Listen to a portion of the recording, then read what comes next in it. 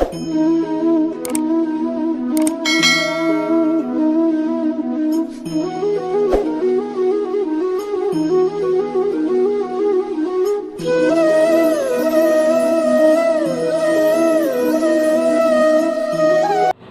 Friends, welcome to the polytechnic classes YouTube channel. Friends, मैं आलोक रंजन आप सभी का स्वागत करता हूं the polytechnic classes YouTube channel में। आज का टॉपिक आपका है वर्क, एनर्जी एंड पावर, कार्य, ऊर्जा और शक्ति। आपका फिजिक्स का 5वां नंबर चैप्टर लेके आया हूं, वर्क, एनर्जी एंड पावर। इसके पहले आपका 4 चैप्टर पढ़ा चुका हूँ, 11 वीडियो आपको आ चुकी है फिजिक्स में। तो जो लोग वो सारा वीडियो नहीं देखे हैं, इस चैनल के डिस्क्रिप्शन लिंक में जाके देख लें, या फिर the polytechnic classes YouTube channel का प्ले लिस्ट में जाके देख लें। The polytechnic classes YouTube channel में आपका एक फिजिक्स का अलग सा प्ले लिस्ट बना हुआ है, उसमें आपको टोटल का टोटल फिजिक्स का जितना भी वीडियो आ चुकी है उसमें आपको सारा का सारा मिल जाएगा। जो लोग बिहार पॉलिटेक्निक एंट्रेंस का तैयारी कर रहे हैं उनके लिए एक बेहतरीन मौका है बिहार पॉलिटेक्निक संयुक्त परीक्षा 2020 को क्लियर करने के लिए, एंट्रेंस निकालने के लिए।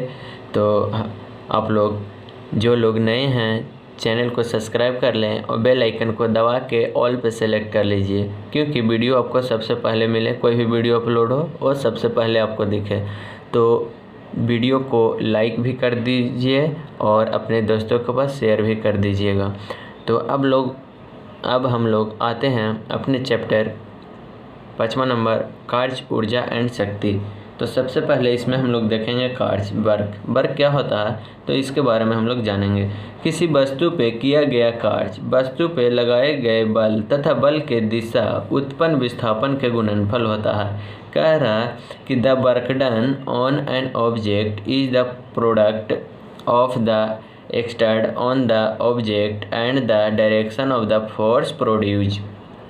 यही आपका कह रहा है कि किसी वस्तु पे कोई कार्य किया गया तो वस्तु पे लगाए गए बल तथा बल की दिशा में उस उत्पन्न विस्थापन मीन्स दूरी हो जाएगा, उसका गुणनफल होता है। जैसे कार्य बराबर क्या हो जाएगा, F इंटू एस। आपका वर्क है W, अब F क्या है, बल है, फोर्स है, अब S क्या है, बल की दिशा में विस्थापन है। तो यही कह रहा है कि किसी वस्तु पे बल लगने से वह विस्थापित हो जाए तो इसे बल द्वारा किया गया कार्य कहते हैं। क्या कहते हैं, बल द्वारा किया गया कार्य। जैसे हम लोग देखते हैं कि ये कोई वस्तु है आपका, तो इस पे किया गया बल लगाते हैं। ये कोई वस्तु है, बल लगा के हम लोग यहाँ कर दिए। कहाँ था वस्तु, यहाँ था, और कर दिए कहाँ, यहाँ कर दिए। मीन्स बल लगाएं, फोर्स लगाएं। तो यही कह रहा है कि वस्तु पर लगने से विस्थापित हो जाए। तो ये वस्तु विस्थापित हो गया, एक जगह से दूसरे जगह चला गया, तो यह क्या हुआ, बल द्वारा किया गया कार्य हो गया।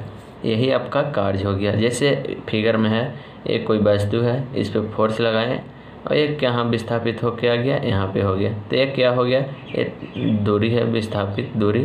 तो ये आपका क्या हो गया, बल द्वारा किया गया कार्य हो गया। क्या कह रहा है, that is an object displaced due to force then it is said to work by force.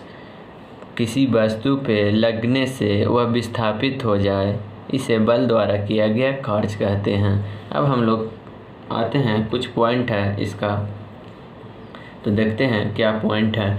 यदि बल F लगने पे वस्तु बल की दिशा में न चलकर उससे थीटा कोण बनाती हुई S दूरी तय करता है।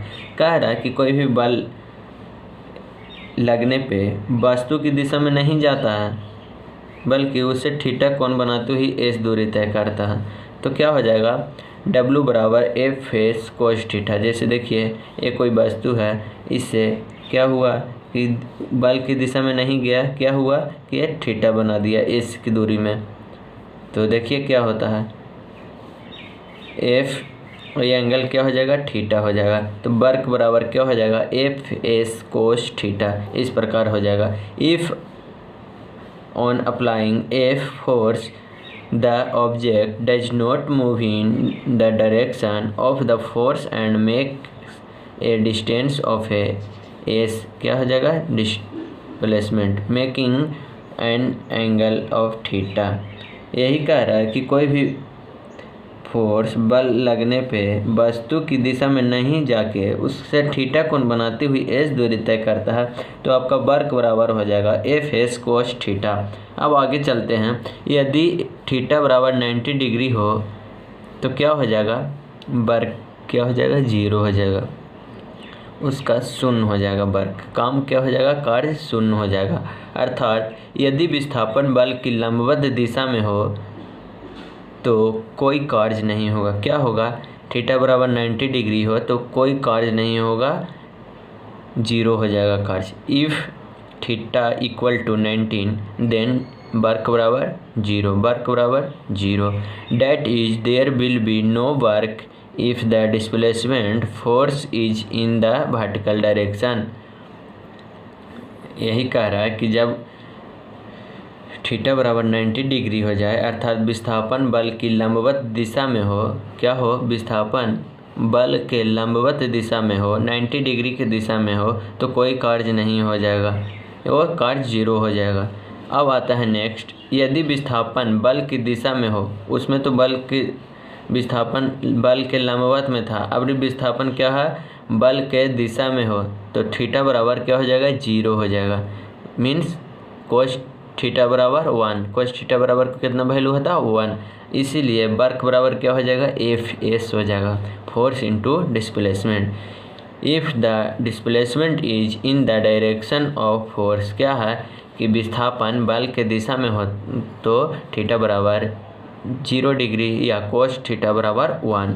तो जब कोस थीटा के वैल्यू 1 रखिएगा तो क्या आ जाएगा, देखिएगा डब्ल्यू बराबर एफ एस कोस थीटा। तो जब थीटा बराबर 0 रखिएगा, ये क्या है थीटा, तो थीटा बराबर 0 रखिएगा तो कोस 0 बराबर क्या होता है 1, तो क्या आ जाएगा आपका एफ एस। तो इसी प्रकार वर्क बराबर क्या है आपका एफ एस है। अब आता है नेक्स्ट पॉइंट, इस स्थिति में कार्य अधिकतम होता है जब विस्थापन बल की विपरीत दिशा में होता है। क्या कह रहा है कि कौन सा स्थिति में कार्य अधिकतम होगा, जब विस्थापन बल के विपरीत दिशा में हो गया, बल के विपरीत दिशा में विस्थापन होगा तब अधिकतम होगा कार्य। थीटा बराबर 180 डिग्री या कोस थीटा बराबर 180 डिग्री, उसका मान वैल्यू क्या होता है, -1 होता है। जैसे देखिएगा क्या होता है आपका डब्ल्यू बराबर एफ एस कोस थीटा। तो डब्ल्यू बराबर आप लोग लिखिएगा एफ एस कोस थीटा की जगह कितना रखिएगा 180 डिग्री, कोस थीटा का मान 180 डिग्री, तो एफ एस 180 डिग्री का मान -1, तो क्या आ जाएगा आपका माइनस एफ एस। तो क्या हो जाएगा, इस स्थिति में कार्य आपका वर्क क्या हो जाएगा, ऋणात्मक हो जाएगा, मीन्स निगेटिव हो जाएगा। क्या हो जाएगा, निगेटिव हो जाएगा। जब अपोजिट डायरेक्शन में रहेगा विस्थापन बल के तो अधिकतम कार्य होगा, मीन्स उसका वर्क क्या हो जाएगा, निगेटिव हो जाएगा, माइनस एफ एस हो जाएगा। तो अब हम लोग नेक्स्ट चलते हैं। एक टेबल दिया गया है, सारणी में थीटा पे कार्य की निर्भरता की कुछ स्थितियां दर्शाई गई है। The table show some condition dependent on the work on theta. तो देखते हैं, इससे आप लोग का सारा एक बार में क्लियर हो जाएगा। इसको आप लोग बेहतरीन ढंग से याद कर सकते हैं, समझ सकते हैं। तो क्या हो जाएगा, हम लोग पीछे बताए हैं कि जब एफ फोर्स तथा डिस्प्लेसमेंट एस की दिशा समान हो, जब दोनों इक्वल हो फोर्स और डिस्प्लेसमेंट, तो थीटा बराबर क्या हो जाएगा, 0 हो जाएगा। मीन्स वर्क बराबर क्या हो जाएगा, F S cos theta. Theta के बाद 0 है तो एफ एस कोस 0, तो 0 बराबर क्या हो जाएगा आपका, कोस थीटा बराबर कोस 0 बराबर 1, तो इसको 1 लिखिएगा तो क्या आ जाएगा एफ एस। तो यह क्या आ गया, पॉजिटिव वर्क आ गया, मीन्स धनात्मक उसका वर्क हो जाएगा, क्या धनात्मक साइन। जब एफ और एस की दिशा समान रहेगा तो आपका क्या आ जाएगा, वर्क बराबर एफ एस। और जब एफ तथा एस फोर्स एंड डिस्प्लेसमेंट परस्पर विपरीत दिशा में हो, तो अभी हम बताएं कि विपरीत दिशा में रहेगा तो थीटा बराबर क्या हो जाएगा 180 डिग्री हो जाएगा। और आपका वर्क बराबर एफ एस कोस थीटा होता है, तो थीटा बराबर 180 डिग्री रखिएगा, तो 180 डिग्री का मान क्या आता है -1, तो क्या आपका हो जाएगा -FS। तो आपका कार्य कैसा हो गया, वर्क कैसा हो गया, ऋणात्मक हो गया, मीन्स नेगेटिव हो गया। अब तीसरा कंडीशन है, जब F तथा S फोर्स एंड डिस्प्लेसमेंट के बीच का कोण 90 डिग्री हो, लंबवत हो, तो क्या हो जाएगा थीटा बराबर 90 डिग्री है, तो थीटा के जगह 90 डिग्री रखिएगा। एफ एस कोस 90, तो 90 डिग्री का मान कितना होता है 0, तो जब एफ एस इंटू 0 करेंगे तो क्या हो जाएगा वैल्यू सारा का सारा 0 हो जाएगा, उस पर कोई भी कार्य नहीं होगा, उसका कार्य कैसा होगा 0 हो जाएगा कार्य। जहाँ आप लोग देखिए कि एफ क्या है फोर्स है बल है, एस क्या है डिस्प्लेसमेंट है विस्थापन, और डब्ल्यू क्या है वर्क और कार्य। तो इस प्रकार आप लोग एक ही बार में तीनों कंडीशन देख लिए कि जब फोर्स एंड डिस्प्लेसमेंट समान होगा तो थीटा बराबर 0 होगा, और जब विपरीत होगा फोर्स एंड डिस्प्लेसमेंट तो थीटा बराबर अधिकतम होगा कितना 180 डिग्री, और जब एफ एंड एस के बीच का कोण 90 डिग्री हो, दोनों लंबवत हो, विस्थापन बल के लंबवत हो, तो थीटा बराबर कितना हो जाएगा 90 डिग्री, मीन्स इस पर कोई भी कार्य नहीं होगा, कार्य क्या हो जाएगा 0 हो जाएगा, वर्क क्या हो जाएगा 0 हो जाएगा। तो इस प्रकार आप लोग टेबल देखें। तो वीडियो अच्छे लग रहा होगा तो लाइक कमेंट ज़रूर कीजिएगा, अपने दोस्तों के पास शेयर करें ताकि उनको भी पढ़ने का मौका मिले।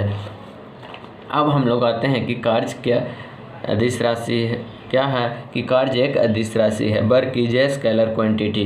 कार्य क्या होता है अदिश राशि होता है। तो आप लोग अदिश सदिश पढ़ चुके हैं, तो जो लोग नहीं पढ़े हैं वो लोग प्लेलिस्ट में भी जाके वीडियो को देख सकते हैं वेक्टर एंड स्केलर क्वांटिटी का। कार्य का ऐसे मात्रक क्या होता है जूल होता है। हम लोग पढ़ाए थे पहले भी कि कार्य का ऐसे मात्रक क्या होता है जूल होता है। द ऐसे unit of work is joule. 1 joule बराबर कितना होता है, तो 1 न्यूटन मीटर होता है। तो कभी कभी कार्य बराबर न्यूटन मीटर भी देता है, तो कार्य का ऐसा यूनिट न्यूटन मीटर भी होता है। तो न्यूटन मीटर भी आपका रहेगा या जूल भी रहेगा, तो दोनों को ध्यान दीजिएगा। कार्य का ऐसा मात्रक न्यूटन मीटर या जूल दोनों होते हैं। एग्जाम में आपका दोनों में से एक ऑप्शन रहेगा, उस पर आप लोग टिक कोट कीजिएगा, न्यूटन मीटर या जूल। कार्य का सीजीएस मात्रक क्या होता है अर्ग होता है। क्या होता है सीजीएस यूनिट क्या होता है अर्ग होता है। 1 अर्ग बराबर क्या होता है डाइन सेमी होता है, डाइन सेमी मीटर होता है, 1 डाइन सेमी मीटर। तो 1 जूल बराबर क्या होता है 1 न्यूटन इंटू 1 मीटर, मीन्स 10 के पावर 5 डाइन। 1 जूल बराबर आपका होता है 10 के पावर 5 डाइन, और 1 इंटू 10 के पावर 2 सेंटीमीटर होता है। तो 1 जूल बराबर क्या हो जाए आपका 10 के पावर 7 अर्ग। ये आपका एग्ज़ाम में कभी कभी प्रश्न पूछ देते हैं कि 1 जूल बराबर कितना अर्ग, तो आपको ऑप्शन में रहेगा 10 के पावर 5, 10 के पावर 6, 10 के पावर 7, 10 के पावर 8। तो आप लोग 10 के पावर 7 अर्ग का ऑप्शन में कलर कीजिएगा, रंगिएगा। तो इस प्रकार का आप लोग का कार्य यहाँ तक समाप्त हुए हैं। अब हम लोग नेक्स्ट चलेंगे एनर्जी, ऊर्जा। तो ऊर्जा क्या है, तो ऊर्जा आपका है कार्य करने की क्षमता को क्या कहा जाता है ऊर्जा कहा जाता है, और ऊर्जा का मात्रक भी जूल होता है, और कार्य की भांति ऊर्जा भी एक क्या है अदिश राशि है। तो देखते हैं the ability of work is called energy. कार्य करने की क्षमता को ऊर्जा कहते हैं। The unit of energy is also joule. ऊर्जा का भी आपका ऐसे यूनिट क्या होता है जूल होता है, और इसका ये भी क्या है ऊर्जा भी आपका क्या है स्केलर क्वांटिटी है, मीन्स अदिश राशि है। ऊर्जा 2 प्रकार के होते हैं। There are 2 types of energy. पहला गतिज ऊर्जा, दूसरा स्थितिज ऊर्जा। गतिज ऊर्जा को काइनेटिक एनर्जी बोलते हैं, स्थितिज ऊर्जा को पोटेंशियल एनर्जी बोलते हैं। अब हम लोग आते हैं फर्स्ट गतिज ऊर्जा काइनेटिक एनर्जी पे। तो काइनेटिक एनर्जी क्या होता है, इसका फार्मूला क्या होता है सारा देखेंगे। तो हम लोग जब चैप्टर समाप्त होगा तो क्वेश्चन सारा का सारा देखेंगे, न्यूमेरिकल ऑब्जेक्टिव किस प्रकार के छोटा छोटा निकल के आता है वो हम लोग सारा चैप्टर समाप्त होने के बाद देंगे। तो अभी आप लोग को जो पढ़ा रहा हूँ वो अच्छे ढंग से पढ़िए। जब चैप्टर समाप्त होगा तो हम एक बेहतरीन ढंग से छाट के क्वेश्चन भी आई लाएंगे और उसको आप लोग देखेंगे किस तरह से प्रश्न पूछा जाता है बिहार पॉलिटेक्निक एंट्रेंस एग्जाम में। तो अभी हम लोग देख रहे हैं गतिज ऊर्जा, काइनेटिक एनर्जी क्या है। किसी वस्तु में उसकी गति के कारण उत्पन्न ऊर्जा उस वस्तु की गतिज ऊर्जा कहलाती है। क्या है, किसी वस्तु में उसकी गति के कारण, कोई भी वस्तु में गति के कारण ऊर्जा, उत्पन्न ऊर्जा उस वस्तु का गतिज ऊर्जा कहलाती है। मीन्स कार्य की गति है, कोई भी वस्तु है तो उसमें गति के कारण उत्पन्न ऊर्जा हो रहा है, उसको क्या कहते हैं, गतिज ऊर्जा कहते हैं। यदि m द्रव्यमान की वस्तु की गति भी है तो उसमें गतिज ऊर्जा क्या हो जाएगा, काइनेटिक एनर्जी KE बराबर हाफ mv²। ये बहुत ही इम्पोर्टेंट आपका फार्मूला है, समीकरण है। इसी को बोलते हैं पोटेंशियल काइनेटिक एनर्जी बराबर P²/2m। P क्या है आपका, संवेग है, मोमेंट है, तो संवेग का स्क्वायर बटा 2m, ये आपका m द्रव्यमान हुआ।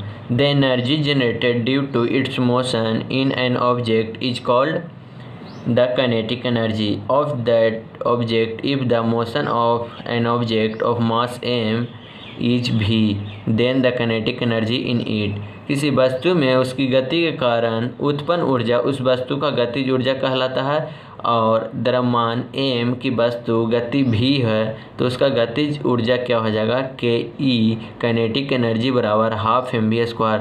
तो ये लोग आप लोग कभी भी भूले नहीं, कभी नहीं भूलिएगा, ये आपका एग्ज़ाम में इसी पे न्यूमेरिकल आपका पूछेगा। और काइनेटिक एनर्जी बराबर P²/2m भी होता है। तो ये आप लोग कितना भी सोए रहिए, आपको थप्पड़ मार के भी पूछे काइनेटिक एनर्जी बराबर क्या होता है तो आप लोग नींद में भी जवाब दे दीजिएगा कि हाफ mv² होता है। इस तरह से आप लोग को माइंड में सेटअप हो जाना चाहिए। एक एक पॉइंट आप लोग याद कर लीजिए ताकि आप लोग अच्छे रैंक से एंट्रेंस क्लियर करें। अब हम लोग आगे चलते हैं। स्थितिज ऊर्जा, पोटेंशियल एनर्जी, ये क्या है, तो वस्तु में उसकी स्थिति के कारण, उसमें क्या था कि गति के कारण, इसमें क्या है, स्थिति के कारण उत्पन्न हो रहा ऊर्जा, तो उस वस्तु को स्थितिज ऊर्जा कहते हैं। तो देखिए पॉइंट है, गतिज ऊर्जा मीन्स गति के कारण उत्पन्न ऊर्जा, वो गतिज ऊर्जा कहलाता है। ये स्थितिज ऊर्जा है तो स्थिति के कारण उत्पन्न ऊर्जा ये स्थितिज ऊर्जा कहलाती है। कितना सरल चीज़ है। यदि m द्रव्यमान की कोई वस्तु पृथ्वी तल से h ऊंचाई पे है तो उसकी स्थितिज ऊर्जा क्या हो जाएगा, PE पोटेंशियल एनर्जी बराबर mgh। क्या होता है इसका फार्मूला, PE बराबर mgh। तो आप लोग KE बराबर हाफ mv² और PE बराबर mgh, ये आपको हमेशा याद रखना होगा। आपका कोई भी एग्ज़ाम में इससे ज़रूर क्वेश्चन पूछता है, हमेशा इसी से प्रश्न पूछे जाते हैं, तो ये लोग आप कभी नहीं भूलिएगा। तो PE बराबर mgh क्या होता है, वस्तु का भार होता है इंटू ऊंचाई होता है, mg वस्तु का भार इंटू ऊंचाई। The energy generated due to its position in the object is called potential energy of that object. If an object of mass m is at height h above the earth plane, its potential energy। कितना simple है, किसी वस्तु में उसकी स्थिति के कारण उत्पन्न ऊर्जा उस वस्तु के स्थितिज ऊर्जा कहलाता है। और इसका फार्मूला क्या हो जाता है, PE बराबर पोटेंशियल एनर्जी बराबर mgh होता है। तो इस प्रकार आप लोग याद रखिए। अब नेक्स्ट आता है द्रव्यमान ऊर्जा, क्या है, मास एनर्जी। तो मास एनर्जी क्या होता है, प्रत्येक पदार्थ में उसके द्रव्यमान के कारण भी ऊर्जा होती है। क्या होता है कि प्रत्येक पदार्थ में उसका द्रव्यमान के कारण भी ऊर्जा होती है। किसी वस्तु, किसी पदार्थ में m द्रव्यमान की क्षति हो जाए, क्या हो जाए, डिस्टॉर्ट हो जाए, तो उसका उत्पन्न ऊर्जा क्या होता है, E बराबर mc²। इसे क्या बोलते हैं, आइंस्टीन का द्रव्यमान ऊर्जा समीकरण भी बोलते हैं। क्या है, E बराबर mc²। इसे आइंस्टीन का द्रव्यमान ऊर्जा समीकरण भी कहते हैं।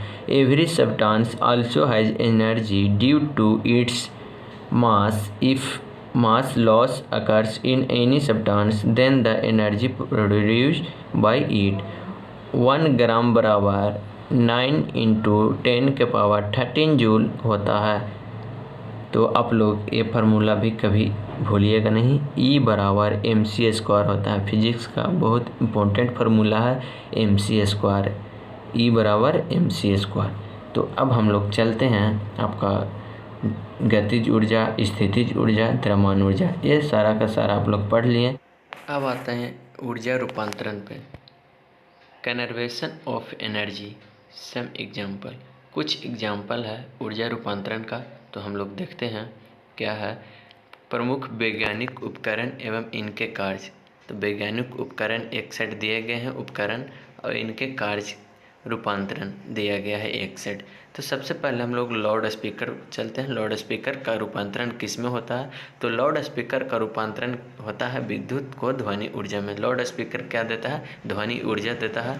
तो लाउड स्पीकर आपका होता है विद्युत ऊर्जा और रूपांतरण करता है ध्वनि ऊर्जा में। इसी प्रकार सोलर सेल, सोलर एक प्रकार का सौर ऊर्जा होते हैं, और एक कन्वर्ट किस में करता है? विद्युत ऊर्जा में।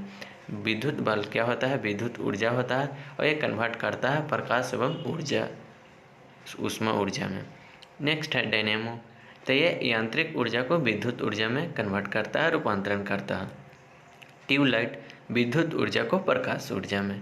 मोमबत्ती रासायनिक ऊर्जा को ऊष्मा ऊर्जा में। नेक्स्ट है विद्युत मोटर विद्युत ऊर्जा को यांत्रिक ऊर्जा में। नेक्स्ट है विद्युत सेल रासायनिक ऊर्जा को विद्युत ऊर्जा में। आपका आगे है माइक्रोफोन, ये आपका ध्वनि ऊर्जा को विद्युत ऊर्जा में चेंज करता है। आपका आगे है सितार। तो सितार क्या देता है? ध्वनि ऊर्जा देती है, मीन्स यांत्रिक को ध्वनि ऊर्जा में कन्वर्ट करता है। तो इसी प्रकार से आप लोग का बिहार पॉलिटेक्निक एंट्रेंस एग्जाम में एक प्रश्न हमेशा पूछे जाते हैं। तो आप लोग ये 10 बताया गया है, उसमें से एक ज़रूर याद रखें। ये 10 में से एक ज़रूर पूछे जाएंगे, एकदम VVI है दोस्तों। तो एक इसी में से एक पूछे जाते हैं और पूछे जाएंगे, तो आप लोग याद रखिएगा टोटल के टोटल, क्योंकि एक प्रश्न मीन्स 5 मार्क्स। समझिएगा आप लोग, एक प्रश्न का सही जवाब 5 मार्क्स आपका बेनिफिट हो सकता है। तो ये कोई बड़ी बात नहीं है। लाउड स्पीकर, तो लाउड स्पीकर आप लोग समझते हैं कि वो ध्वनि देती है, तो ये क्या? विद्युत से ध्वनि। इस नेक्स्ट ऊर्जा संरक्षण का नियम क्या है? ऊर्जा संरक्षण का नियम, law of conservation of energy. तो देखते हैं, ऊर्जा न तो उत्पन्न किया जा सकता है और न ही नष्ट किया जा सकता है। ऊर्जा का केवल एक रूप से दूसरे रूप में रूपांतरण होता है, अतः ऊर्जा का परिणाम हमेशा स्थिर रहता है, नियत रहता है। यही ऊर्जा का संरक्षण नियम है। इसी को हम लोग क्या कहते हैं? ऊर्जा संरक्षण नियम। Every kind neither be generated nor distort energy in only converted from one form to another form. So the result of every energy is always constant. This is law of conservation of energy. क्या कहता है ऊर्जा संरक्षण का पहला नियम कि ऊर्जा न तो उत्पन्न किया जा सकता है, न ही नष्ट किया जा सकता है। ऊर्जा को हम लोग केवल एक रूप से दूसरे रूप में रूपांतरण कर सकते हैं, अतः ऊर्जा का परिणाम हमेशा नियत रहता है, स्थिर रहता है। यही आपका क्या है? ऊर्जा संरक्षण का नियम है। अब नेक्स्ट क्या है आपका दूसरा नियम? जब कोई पिंड पृथ्वी की ओर गिरता है, क्या कह रहा है कि कोई भी वस्तु पिंड पृथ्वी की ओर गिरता है तो उसकी गतिज ऊर्जा बढ़ती है। कोई भी पिंड पृथ्वी की ओर गिरेगा तो उसकी गतिज ऊर्जा बढ़ेगी, लेकिन स्थितिज ऊर्जा घटेगी। तो यहीं से आपका ऑब्जेक्टिव निकल के आता है कि जब कोई पिंड पृथ्वी की ओर गिरता है तो उसका गतिज ऊर्जा घटती है, बढ़ती है, स्थिर रहती है। तो आप लोग क्या मारेंगे? बढ़ती है। और स्थितिज ऊर्जा क्या होती है? घटती है।